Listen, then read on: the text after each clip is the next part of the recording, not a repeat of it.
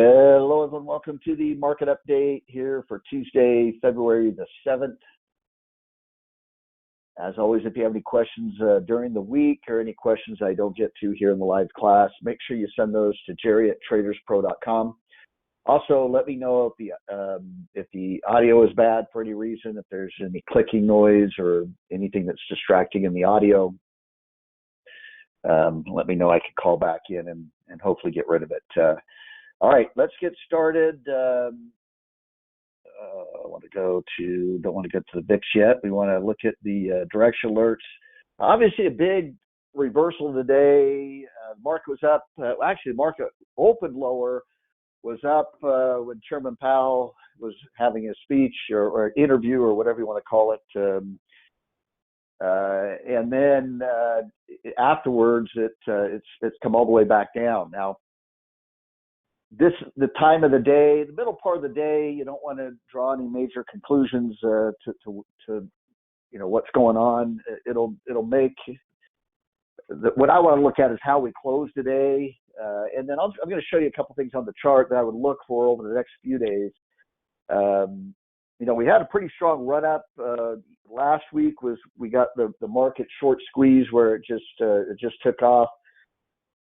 And it took off in areas that shouldn't be taking off, and that's why I was a little bit concerned with trying to.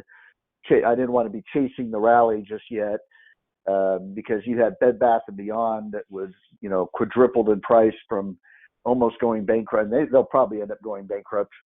And just some of these crazy AMC, GameStop, all these meme stocks. Taking off. In this environment, that's not what you'd really want to see leading the market right here. They have them beaten up, and so that's what caused the big rally. If you're wondering why they took off, it was a short squeeze. It was people going in there buying. The price starts to go up. People that are short the stock, and a lot of these stocks were heavily short, and for good reason, are now forced to buy back their shares to close out their positions, and it causes those stocks to kind of take off a little bit. Not so much right now, but a couple of years ago, it was really the short squeezes were really hyped. You had that Reddit group that was trying to target companies that had heavy short positions, and then try to get a group of people to buy that would shake some of those shorts, force them to have to buy, and the price would take off. Not a very good strategy to get into if you're getting started with trading. If you time those short squeezes right, they're great, and I've been in them before. But usually I'm not getting in for the short squeeze. I happen to be in a bullish pattern, and the stock gets squeezed, and it's great, especially with an option trade or something like that. You wake up the next day and you're expecting a $2 to $3 move, and it made a $15 to $20 move or something. Those are always fun to be in, but to try to target that as a strategy, I don't know anyone that really has targeted that as a strategy that has made money over time. They always talk about the trade, a particular trade where they did really well, but they don't talk about when it comes crashing right back down again. Maybe I'll throw up Bed Bath and Beyond here in class at some point and show you what I'm talking about, what can happen if you chase some of those moves, how quickly they can come back down.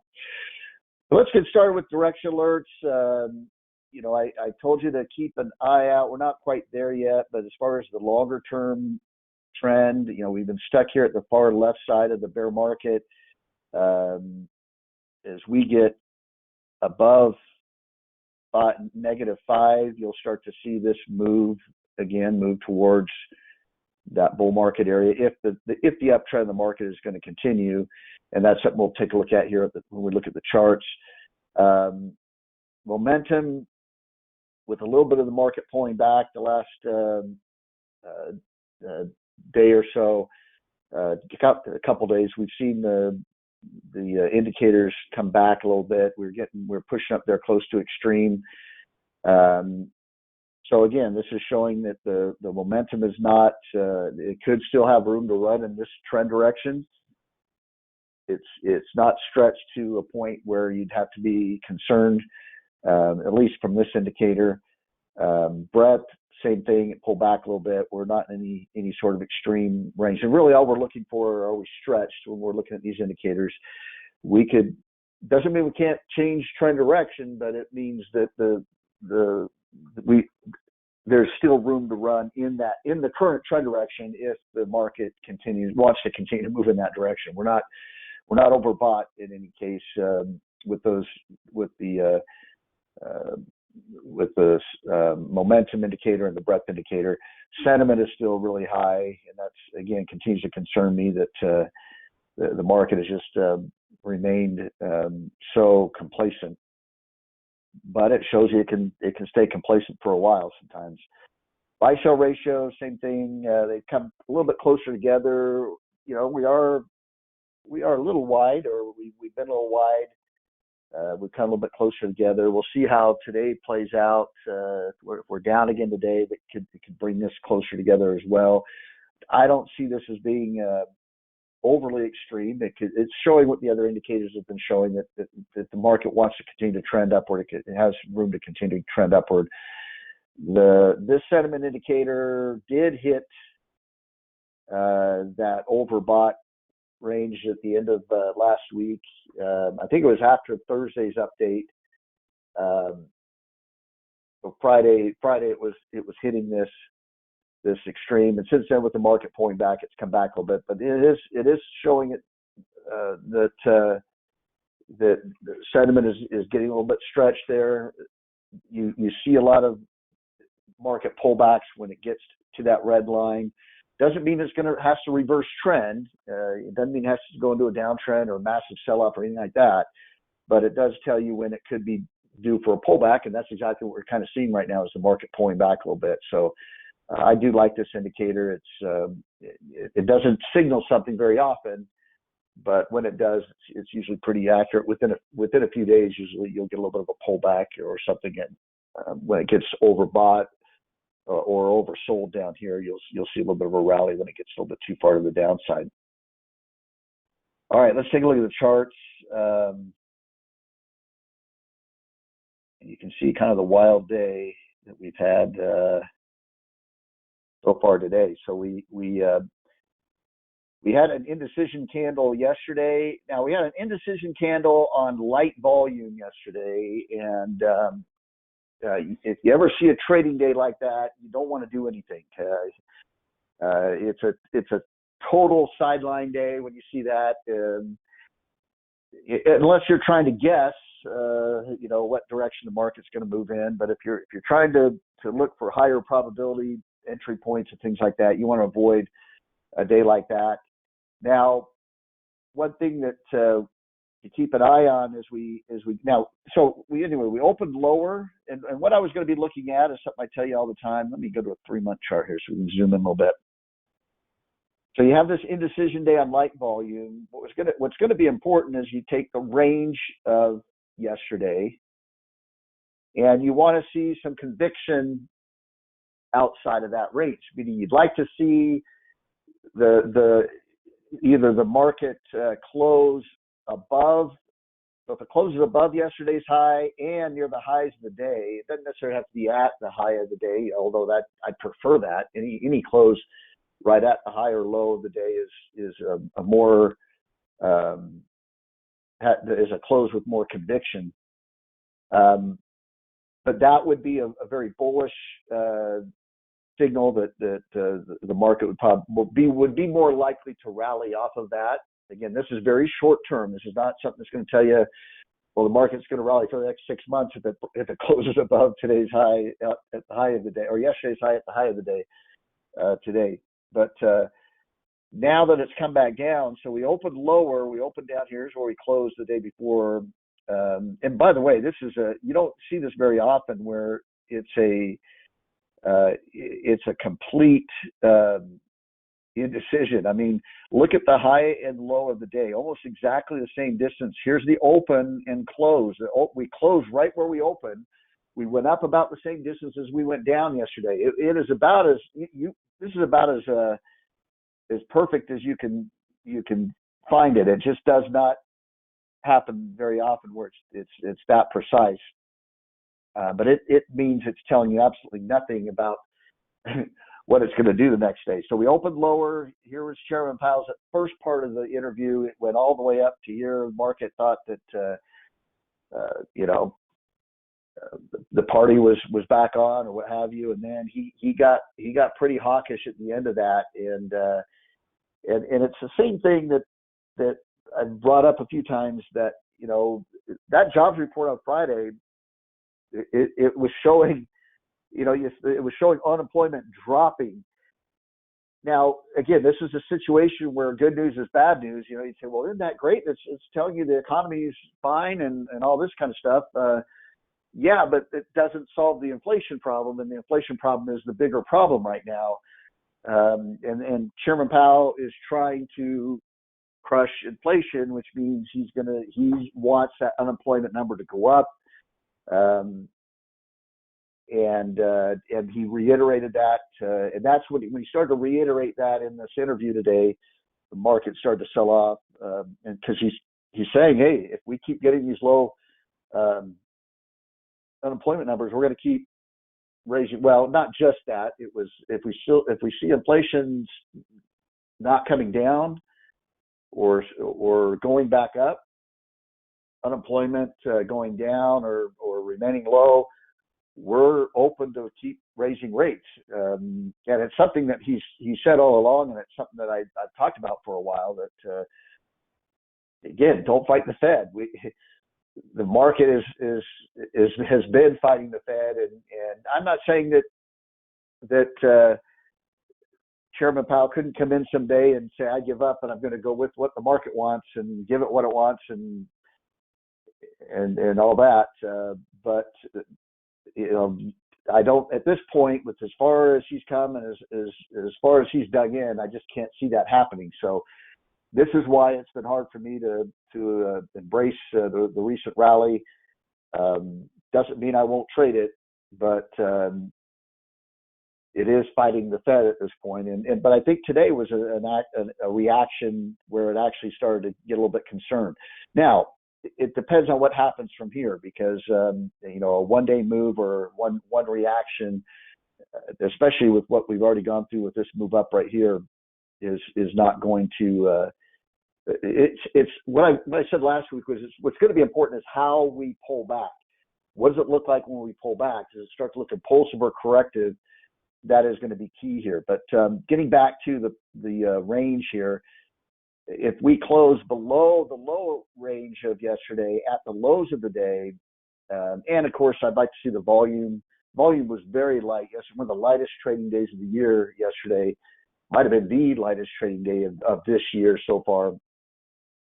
But if we close on above average volume at the lows of the day, that would be more bearish in the near term. So that's just something real short term that you could look at.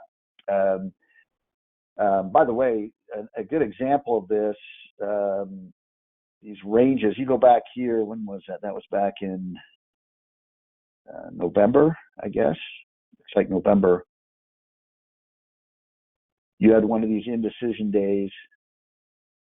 And again, that next day you closed above the upper part of it, near the highs of the day, and you got another move up out of that. Now remember, this is very short term. These things are very short term that I'm looking at, and they should never be the only thing that's factoring into your decision. Okay, I don't, I'm not going to base a trade on just a market or the stock moving outside of the previous day's range.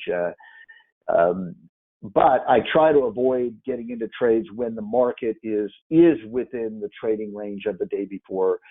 I'd like to see it get outside it before I make a trade, because again, just that little push one way or the other increases the probability of continuing in that direction. And usually this is more for shorter term trades, because this is a shorter term indicator. But there's an example of, the next day we moved to the upper part of that range, and then we moved up again. If we close below this range and at the lows of the day on above average volume, there's a good chance that tomorrow will be a down day, another down day. anyway, so that'll be something I'll look at. Now, getting back to, let's go zoom out again to the 6-month chart. We're in the early stages of the pullback, and so far, what we've seen in the early stages of the pullback is traders buying the dip. Anytime we're moving down, it's trying to go higher. Buyers are trying to jump in. So here was Friday's open right here. We opened lower. What happened? We tried to rally all the way up, and then we faded, so it didn't work. We faded into the close. We did manage to close higher than where we opened, but we closed lower than where we closed. Well, here's where we closed on Thursday, the day before. But again, on that open lower, we opened down here. Buyers were showing up. They were buying the dip. What happened yesterday? Opened lower, but they were buying the dip. It came up. Now ended up indecision, but each time we're dropping lower, buyers are trying to push things up. So there's a kind of a buying frenzy going on right now, and that's a bullish signal. Now I don't know if it has a strength to continue, but what I'm trying to show you here is that behavior. It's showing up here on these candles. It's showing up that buyers are getting a little bit more active, and what's really happening, I think, for the most part, is retail traders. These are when we talk about retail traders, they're usually the people that aren't professional traders. They're not managing funds. They're usually managing their own account, or trading their own account, or they don't even follow the markets at all until their buddies start telling them, hey, the market's going up again now. They remember back in the COVID the COVID market, when the market took off and they made all this money in SPACs and crypto and all that kind of stuff. So we're seeing a lot of that coming into the market, and that's why we're seeing a lot of the speculative stocks start taking off. They want to go right back to the stocks that made them all this money 2 years ago, not recognizing again that we're in a different market condition and all that. What we're not seeing is a lot of the professional fund managers chasing the rally in a major way. They're obviously putting some money to work in case this is the start of a new bull market, but we're not seeing the and this is a general statement. Again, it's not saying that professionals are always trading, they're always moving money around, but as far as being consistent with, hey, I want to build a 10% stake in Google or something like that, where they're going to be constantly buying for the next year or so.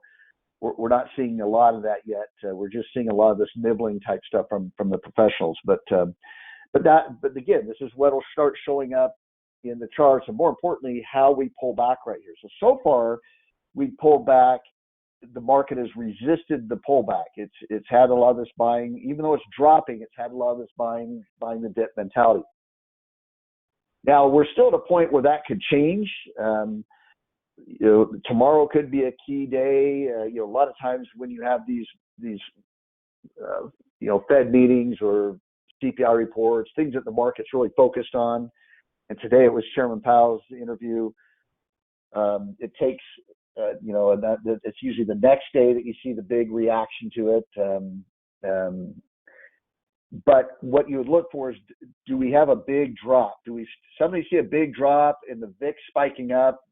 VIX not necessarily getting up to 30 or getting up to 30 right away, but does it get up to 23, 24, where it's showing concern, showing that remember, the VIX is showing what professional traders are thinking. Do you start to see them kind of showing that concern in the drop? Are you closing at the lows of the day with very little intraday rally, where it's just kind of a pretty steady drop lower?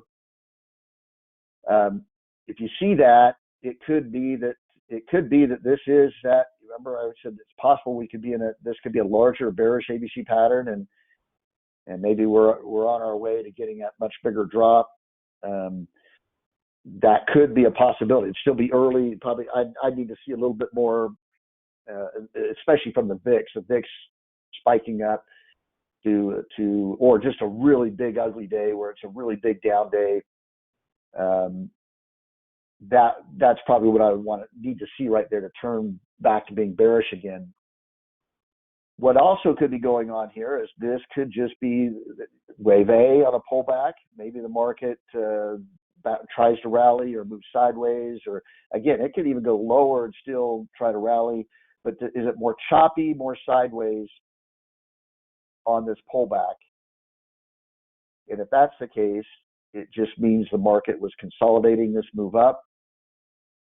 That would be a corrective pattern that could lead to another move higher at that point. So that's kind of what I'm focused on in the next few days, is how do we pull back?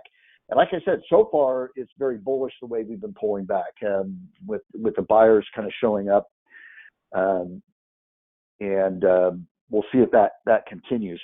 And another thing to keep in mind too is we're kind of winding down earnings season. There's still companies that are going to be reporting, and big companies that are reporting, but most of the major companies that the market really focused on and looks at have reported already. You had your Fed meeting already. Have to look to see when the CPI report's coming out. It's one of those things that I never really paid much attention to. But now the market is so focused on it, you have to kind of be aware of some of these dates and when they're coming up. By the way, I'm not saying that you have to be obsessed with what the report means. You don't have to understand the report. You don't have to watch Chairman Powell. I did not watch Chairman Powell's interview. Maybe I caught bits and pieces. But I had the volume down, and I was doing other things because I don't care to try to figure out, how he's answering a question, or, did he blink his eyes when he was answering the question? It gets ridiculous what some of these people analyze when they're watching him. And it makes no difference to me because I can't figure it out what the market's going to do. I just focus on what the market is doing. So when he's sitting there talking and the market was up at the highs of the day, my first thought was, well, the market is still, thinking that, soft landing, everything's going to be fine. We can charge forward. And then suddenly we start sliding. I see the price start dropping. And my immediate thought was, okay, he just said something that the market didn't like. I don't know what it was, but the market didn't like it. And now I'm going to see how we close. That's going to tell me, is the market shaking that whole interview off and is going to charge forward, or if it's closing in the lows today, it's going to, I don't know. We'll see.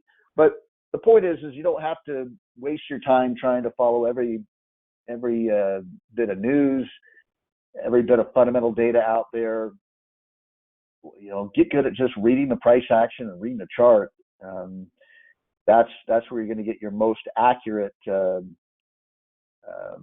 reading on what the market feels about whatever information it's disseminating out there. But anyway, so there's very little news that's going to be driving the market over the next little bit. At least known news. There could be unknown news that comes out. What is what's going to happen with U.S.-China relations over shooting down the weather balloon? Is that going to lead to World War III or something like that? There's some of these unknown things that can come out that can move things, but I want to watch over the next few days to see how things play out. Now, I wouldn't really trade a lot right in these conditions right now because, again, we don't know yet if they're going to get a big drop out of this. It's not looking that way so far, but it's also probably too early for bullish trades because if that's just wave A and then we get wave B, you probably have another move down for wave C, or at least you're probably moving sideways for a few more days or maybe even another week or two. And then you'd have a better entry point for a bullish trade at that point. So we're kind of in a no man's land on the charts where you don't want to be doing too much. I'm not saying you can't do something, but it's not one of those areas where you want to be doing too much in these conditions until we can kind of read a little bit more with what's going on. Dow chart, remember the Dow's been underperforming a little bit. You can see that you're kind of in a little bit of a downtrend line right here. That's something to keep an eye on. See if it can break back above there would be bullish. So the Dow's already been consolidating. So, it could be, do we see a shift back into kind of the quality stocks would be interesting, out of the Bed Bath and Beyond and into something that is a little bit more likely to be around a year from now. That's something to kind of watch and keep an eye on there. NASDAQ 100, again, the top tech stocks have been holding up pretty well, even though we faded off the highs of the speech. The NASDAQ 100 is still looking a lot stronger than the other indexes. And remember, this is not only the NASDAQ or the tech stocks, but it's the top tech stocks. It's the NASDAQ top 100. And so it's your Google, Microsoft, NVIDIA, all that kind of stuff, Apple. But again, watch that range from yesterday. See if we close above that range or below that range, and hopefully at the highs or lows of the day. But you're seeing a little bit of a divergence there. Now, the Russell's come back a little bit. It really faded. It was all the way down here at the lows of the day just when we started class. So it's come back a little bit. But there again, that behavior is bullish behavior. Anytime the market is trying to drop, buyers are showing up. So we'll see if that can lead to going higher. Now the problem though too is if you start, this is where you want to pay attention to how stretched we're getting, because if you start to see this behavior and we're in an overbought state. Now we already went through those direction alerts, and we're not there yet. We're momentum and all that is not quite in that extreme area yet. But if you do start to see that we're getting stretched and you're seeing kind of this buy the dip behavior, it could be leading to a bigger pullback or consolidation. So like I said, we're not quite there yet, but that's something to pay attention to. All right, let's get into bonds. Now, bonds have pulled back a little bit, but overall, they've been moving sideways right here. So we've been looking at this move up. Again, going back to even before, I said this is a move above there would be bullish, a move below here would be bearish. With the way they're consolidating right here, this gets back to something you hear me say all the time. Whenever you see a stock moving sideways, you want to pay attention to the direction it was moving in before it moved sideways. That's where it's more likely to go after it's done moving sideways. So I'm looking at this as just a consolidation. I think eventually it should move higher. If this doesn't always work, just like in December when it was the opposite, the market moved down, moved sideways, higher probability was it was going to go lower, and it came all the way back up. But what if it keeps dropping? Well, then this low is what you want to pay attention to. If it breaks below that low, again, that would be bearish. Then and especially if it doesn't do it sharp, you have an impulsive move down, as it drops sharply, then you'd have to look at maybe this as being a correction of that larger downtrend, and that the bonds are heading lower again. But again, we'll see if that plays out. We'll see it, over time in the next few weeks, and we'll talk about it. But as of right now, the price action is acting, and the chart is acting like it wants to go higher and break out higher. And the key will be when it breaks above this high right here. That'll tell you it should be off and running. Now, by the way, another rule of thumb you can add in there when you have a distinct range that you're in, and you break out of that range, you can take the top of the range to the bottom of the range, project that distance upward, and it gives you kind of a minimum target of where the next stopping point might be. And so you should get a pretty sharp burst if it breaks out of that range up into this area right here. Gold, well, it's looking a lot better today, and it's fading a little bit here. We had this big drop right into here. It's not a coincidence that the dollar also started to rally a little bit right in that area too. A lot of that drop was based off of the belief that the inflation might not be as big a problem. Remember, gold tends to be a little bit of a hedge against inflation. It tends to do very well in inflationary environments. A lot of why we've had that big rally recently. So we'll see. I still have a couple of gold trades. Now, we were probably due for a correction anyway, with as far as gold has come. But that's a pretty sharp move down. That's something I'll keep an eye on, because that could be wave A, wave B, and maybe you get a wave C where you come down a little bit deeper there. I'll have to take a look at those gold trades. I'm not going to do anything right now, because I wanted to have a little bit of a longer term trade on those anyway. And so, meaning that I would hold them through any correction. That's why I had a pretty wide stop on them. But that's a bearish. That's an impulsive move down. If we start to struggle a little bit, move sideways right here, it probably means we have another move down. That's something we'll watch over the next week, see how gold behaves right there. And again, a lot of this will have to do with what the dollar ends up doing as well. And oil will be tied into that dollar move as well. Now, oil had a big jump up today. Now, oil's been all over the place. We talked about this, but we have a pretty distinct range we can watch. We've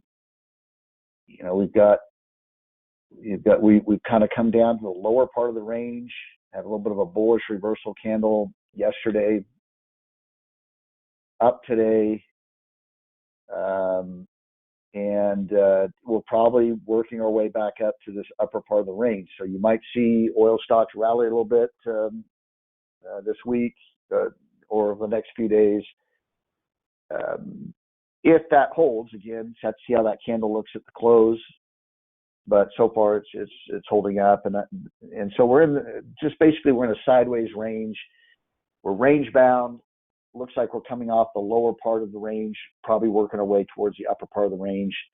That's all I would really look for right now, because, like I said, it's clearly not in a distinct uptrend or downtrend. It's range bound. It's sideways. So you don't want to be, making a conclusion that's different from that. It's sideways, and that's clear. It's pretty clear it's sideways, and so you just want to look at what that range is and where you are within that range. Looks like we're coming off the lows, heading towards the highs, and we'll see if that continues to move in that direction.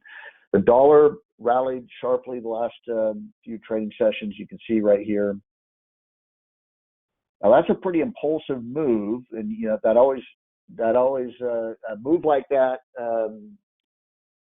always gets my attention, because going back to one of the fundamental things I talk about with trend reversals, very often you'll get trend reversals often happen where you get either an impulsive move up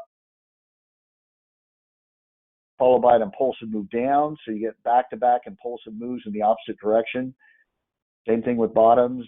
Then you tend to alternate between impulsive and corrective. You tend to have an impulsive down, impulsive up. That can indicate a trend reversal.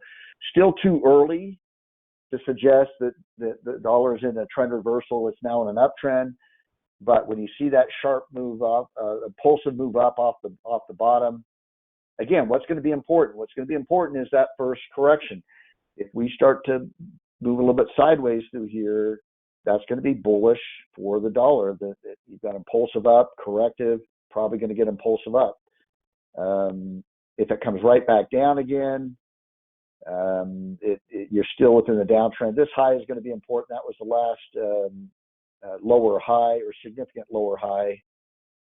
You can make an argument that this was a little bit of a lower high. It did go to a lower low right there. But but that would be this area right here would be you got a little bit of support resistance in that area there that would be, if we could get above there, that caused me to turn a lot more bullish on the dollar. But we've seen, there was a sharp move off the lows, came right back down again. We've seen some of these moves that looked impulsive initially and then came right back down. Got a little bit of a bearish candle today as well, bearish reversal candle.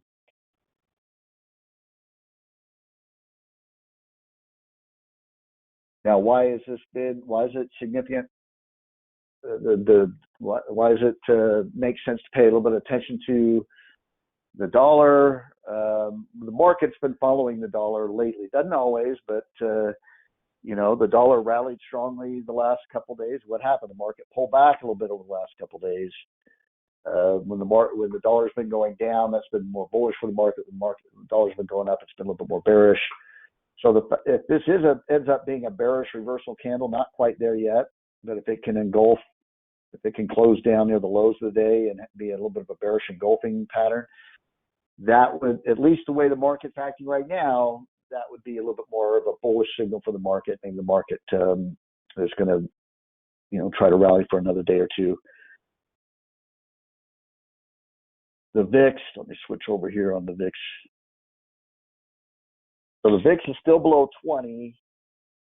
Again, it's just going to be hard for the market to rally significantly with the VIX this low already. What would cause me to lean a little bit more bearish on the market? Well, again, if we have a sharp sell-off in the next day or two and the VIX doesn't have to get up to 30, but if it gets up into this 23, 24 range, hasn't been up there for a while. In fact, it got up there. That was the big December drop. And it got up. That's as far as it got, was in this area right here. That would cause me to be a little bit more bearish. But again, the problem with the VIX being below 20 and trying to rally is what's more likely to happen in that condition is that you're more likely either to get a sell-off, but the market's not acting like a sell-off right now. It's buying the dips, but you're more likely to get more of a sideways, choppy type market in that situation where the VIX can't really drop much further, but it ends up you end up kind of doing what we've been doing, where you're bouncing kind of 20 down to 18 up to 20, and you're not really going anywhere there. But that's something to keep an eye on. And you can see when the market was at its lows, when we were starting class, the VIX was up here.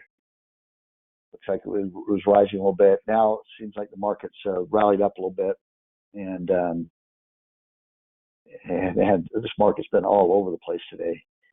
So the VIX has come back down, and that's why, like I said at the beginning of class, yes, we just had this big reversal, but pump the brakes, wait till the close, because that's going to tell us a little bit more about where this market is more likely to go, what direction it's more likely to go in. Chip stocks, again, we're due for a correction, so it's this wave A, get wave B, maybe wave C. You'd like to see a little bit of a consolidation in here. It doesn't have to come back or pull back.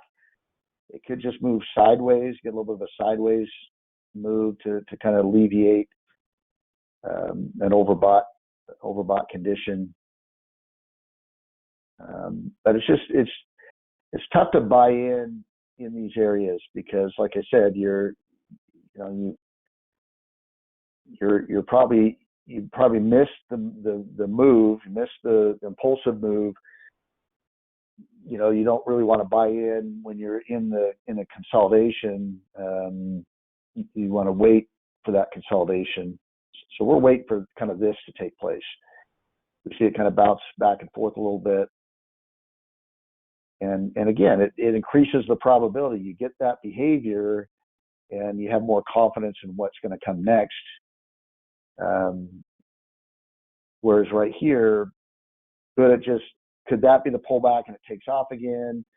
Absolutely, but it's already kind of stressed, so it's not as probable that you're going to get that move, and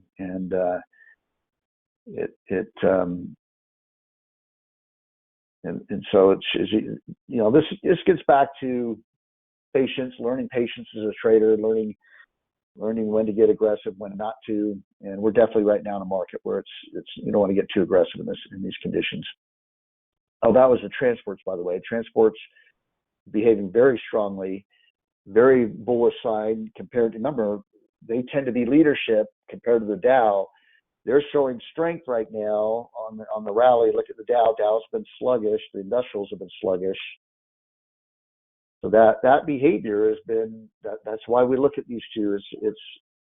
But we pay attention. We really look at the transports because the transports are supposed to be leading the way, and they're looking pretty strong right now. So the assumption would be based on that we should see the Dow break to the upside. We should see it break out of this consolidation it's in. A little bit of a pennant pattern that it's forming right here too, flag or pennant, whatever you want to call it. Tends to be a bullish type formation, but transports and the chip stocks, by the way, too, they are showing tremendous strength right now compared to the NASDAQ 100. So those are all very bullish signs that the trend is starting to look more bullish. Bitcoin looks like it's still kind of in this consolidation phase right through here, but did have that big run up. The market kind of took off, had a big run up into that. A little bit of a cup with handle formation, which is a very bullish formation. So Bitcoin is looking, cryptos in general are looking a lot more bullish than they have. I'd still be very careful. If you know the industry and you've studied it and you understand it, go for it, make your decisions. But if you really don't know much about it, I'd probably take the time to learn more about it, especially with the exchanges that you're buying and selling your crypto on. We saw what happened to FTX. There's bound to be others out there that were doing the same thing. No one was regulating them. So it's, human nature. It's like if you're not being regulated, and something as the company as big as FTX was, committed all that fraud. I mean, come on, if you understand human nature, there's bound to be people who are doing the same thing in other exchanges out there, and they may have not got caught yet. Maybe they're scrambling right now to try to prevent getting caught, but there could be more of that out there. So you want to be real careful getting into some of these things, unless it's with, especially if you try to get into it with a large part of your retirement or whatever, that could really harm you if another one of these exchanges goes under. High yield corporate bonds, another one we're kind of keeping an eye on because the market's starting to focus on this a little bit. You saw it pull back a little bit with the market pulling back. We'll see how it looks. Again, overall, it looks very similar to the TLT chart. That pattern right now still looks bullish, but it did break out here, so it could be that this was the sideways move. It broke out, and then this is an impulsive move down. That's something I'm going to watch carefully because when you have that sideways move and the previous move was up, all it's saying is it should break out above that sideways range. The higher probability is it should go up out of that sideways range. There are cases where just a one-day move like that could be it. That could be the move, and it's free to reverse trend. That was your impulsive up right there, impulsive down type scenario. But again, you're still holding this support. So if it starts to continue to look impulsive down, then I think that could be significant there. But I don't see it as being a major bearish sign right now, especially with most of these other bullish signals that we're seeing. All right. Again, we're still kind of in an area where I don't want to get too aggressive.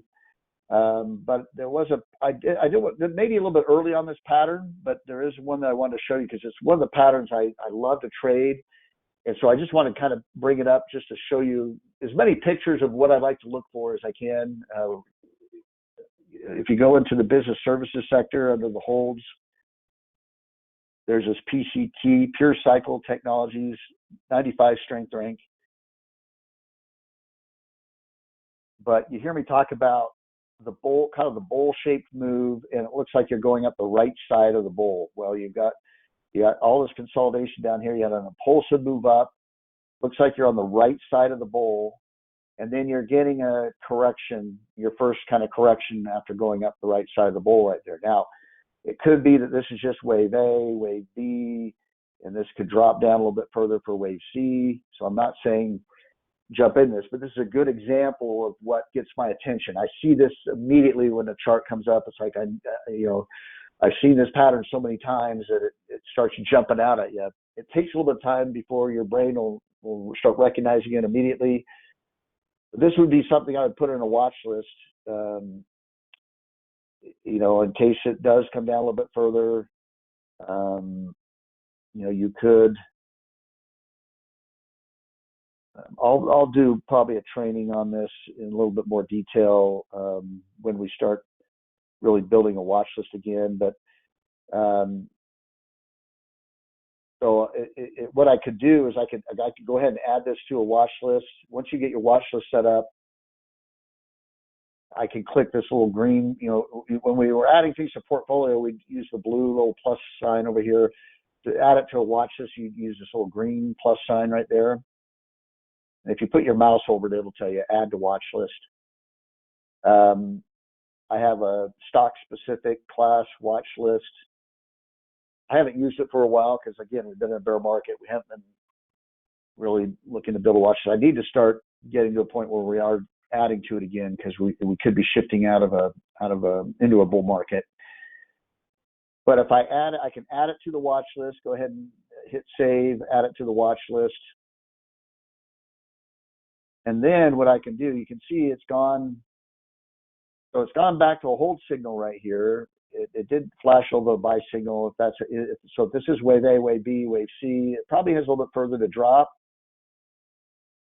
But what I could do is I could put a signal, an alert in there to tell me when it goes back to a buy signal. So if it does drop a little bit further, no big deal. Then if it comes back up and goes back to a buy signal, it might be in a position to go ahead and add it somewhere to get in. And so the way you can add the alert, if you go to your watch list, go into the stock specific class here. I need to just eliminate all these because these were from about a year ago or so. Here it is down here. If you go all the way to the far right side, you can see the category alert. You're going to check the box.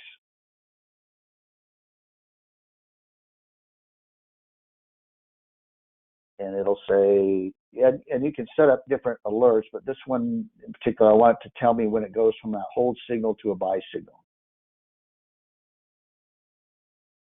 And so what it will do is when it goes from hold to buy, it'll send me an email. By the way, you got to be careful with, I try not to set alerts on too many positions. Otherwise you get emails every day. And then what happens is you start ignoring the emails. It's like, it kind of overwhelms you. And you might want to set up a special email account for just this. So you're not combining it with all your other, your Uncle Fred, is telling you about his fishing trip. You don't want to be mixing it in with all that other stuff. Maybe set up an email account for just your trades or whatever, but they can send an alert to. Look, if you did that though, you'd have to make sure it's going to use whatever email you have on the site. So you'd have to change your default email on the site as well to if you set one up just for trades. But anyway, that's what you can do. And then now you don't have to watch it every day or whatever. It'll let us know. I just wanted to show you that though, because that's like a textbook pattern. And again, it doesn't mean it's going to work, but those patterns tend to have a high probability of working out. And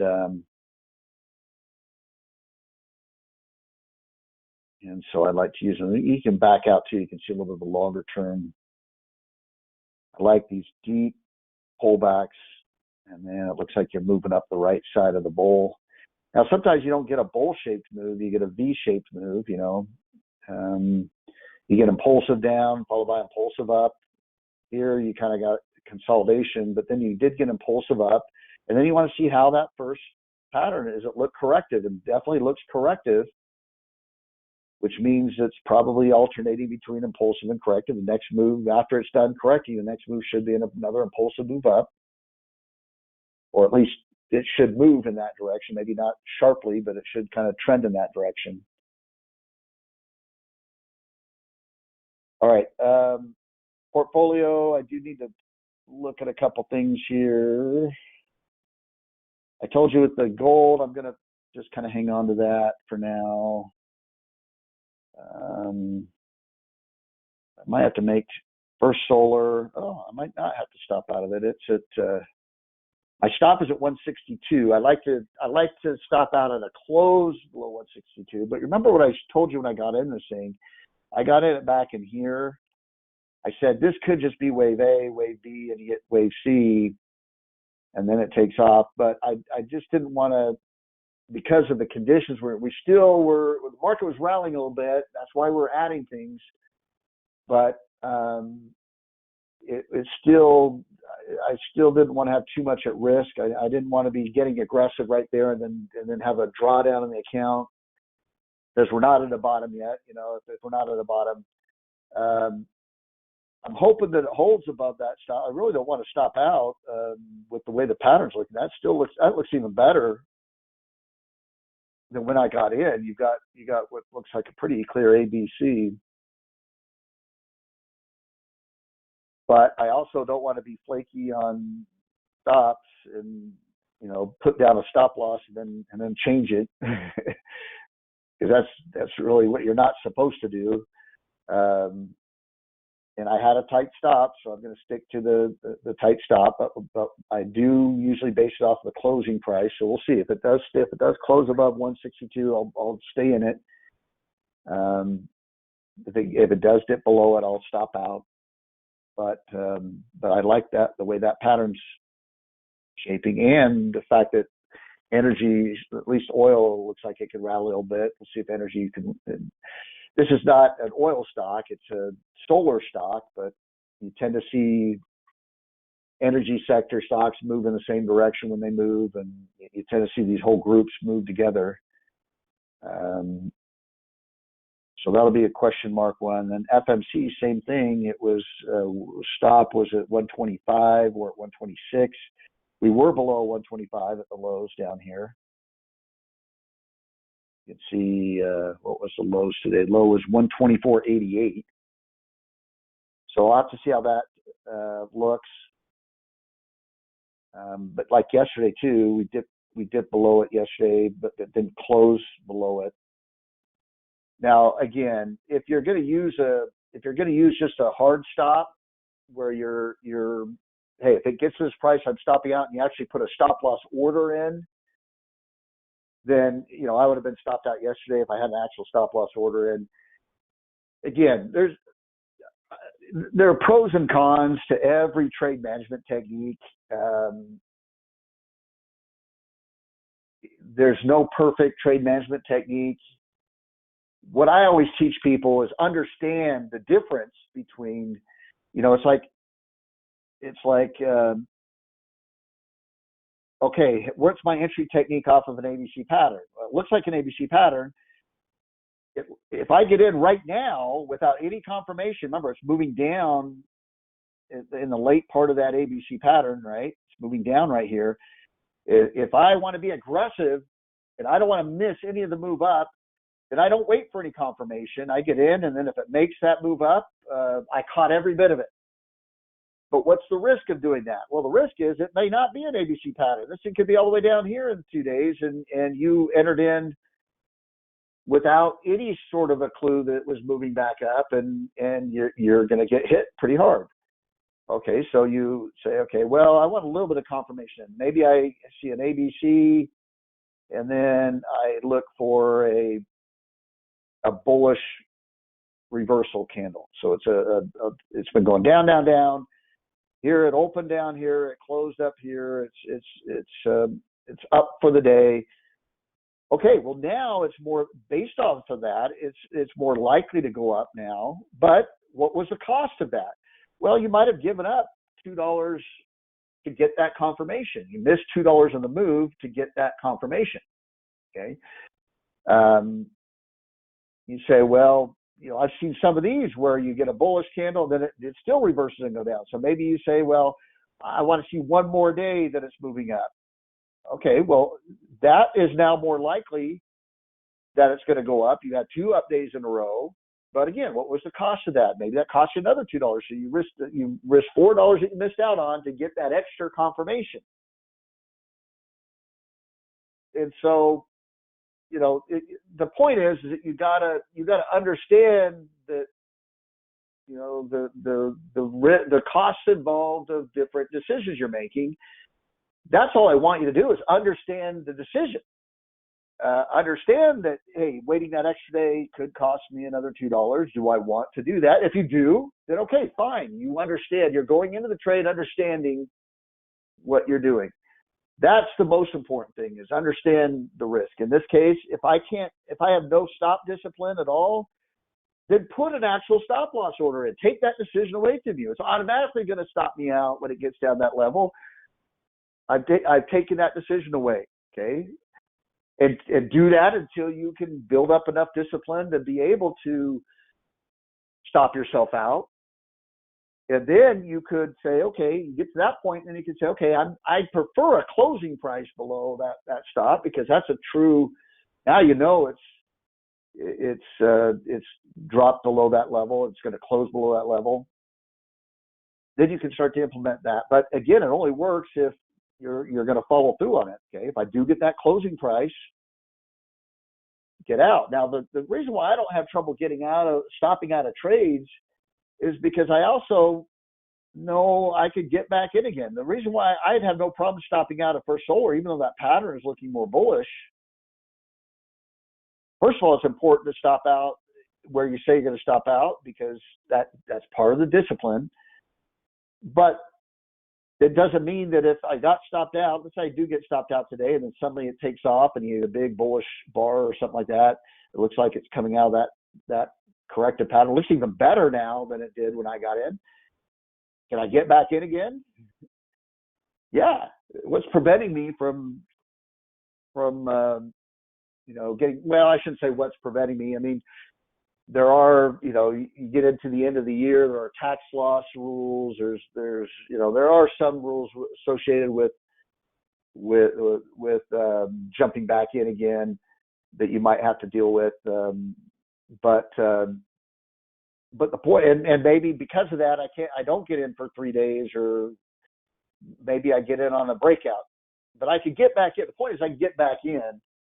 And so, when you understand that, it's not as scary to stop out. But usually the biggest problem with stopping out is people just don't want to lose money. And that becomes final when they do actually get out. They actually lost the money. Right now I'm just down, but it's just a paper loss. And they talk themselves into hoping it goes back up. And then that's how people end up holding it from, holding what was the stock that Carvana, that was a $200 stock that dropped all the way down to $2 or whatever. It's still possible it could go back up to 200, and the chances of that are very, very unlikely at that point. But and that's when you just develop. That's just bad habits. That's when you have the losing habits that are going to destroy your account. All right, I told you I was going to take a look at Bed Bath & Beyond real quick. Again, see, this stock was below $1. I mean, it was, what was it on this day? I think it was below $1. What was on that day there? January. Oh no, maybe not. It was $1.27 at the low. Went up to $5 yesterday, so it quadrupled in value. And then today, right back down. These things are very dangerous. One of the ones that really took off was Lucid, LCID.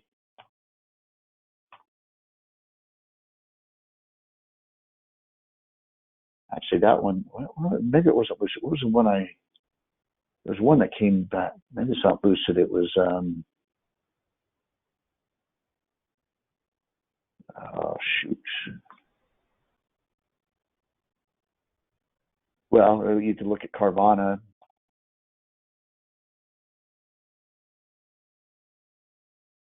Again, about to go bankrupt. A little bit of life right here, but it's like going to come back down, right back down again. What's another kind of meme stock? AMC. These stocks should not have been rallying significantly. It's a big little reversal day there. And a lot of these were just short squeezes, not likely to end very well. But all right, so that's all I have. Like I said, I'll keep an eye on those stocks in the portfolio to see how we close. Let's take a look at the SPY real quick to see. Yeah, it's come back. Again, people are buying the dip, and that behavior is showing up. We'll see if that keeps lasting there. But that behavior is bullish. Like I said, though, don't go crazy because, like I said, the entry point right here is not ideal. You'd want to see a little bit more of a sideways or consolidation here. The problem is when the market really gets crazy, and it could just get into a buying frenzy where people are going to buy no matter what. And